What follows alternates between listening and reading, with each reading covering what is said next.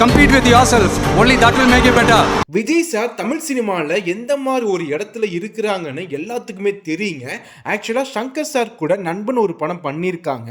அதுக்கப்புறம் பார்த்தீங்கன்னா ஒரு அவார்ட் ஃபங்க்ஷனில் விஜய் சார் கேட்டிருப்பாங்க, சங்கர் சார் உங்கள் ஸ்டைலில் எனக்கு ஒரு படம் வேணும் சார் கேட்பாங்க. ஆனால் இன்னைக்கு எந்த மாதிரி ஒரு நிலைமை அப்படின்னா, சங்கர் சார் வந்து முதல்வன் 2 கதையை விஜய் சொல்லியிருக்காங்க.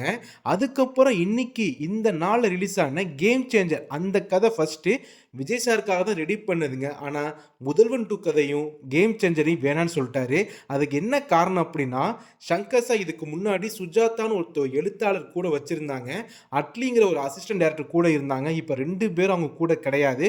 ஒருத்தவங்க மேலே போயிட்டாங்க, இன்னொருத்தவங்க அட்லி இன்னைக்கு ஒரு டைரக்டர் ஆகிட்டாங்க. ஸோ சங்கர் சாருக்கு இன்னைக்கு ஜென்ரேஷன் பல்ஸை பிடிச்சி எடுக்கிற அளவுக்கு திராணி கிடையாதுன்னு நினச்சி தான் அந்த படத்தையே அவாய்ட் பண்ணிட்டாங்க. இதுல இருந்து ஒன்னே ஒன்று கற்றுக்கலாம், அக்செப்டன்ஸுக்கு எவ்வளோ பெரிய வேல்யூ இருக்கோ அதுக்கு ஈக்குவலாக ரிஜெக்ஷன் அதுக்கும் மிகப்பெரிய வேல்யூ இருக்கிறதா இதில் தெரியுது.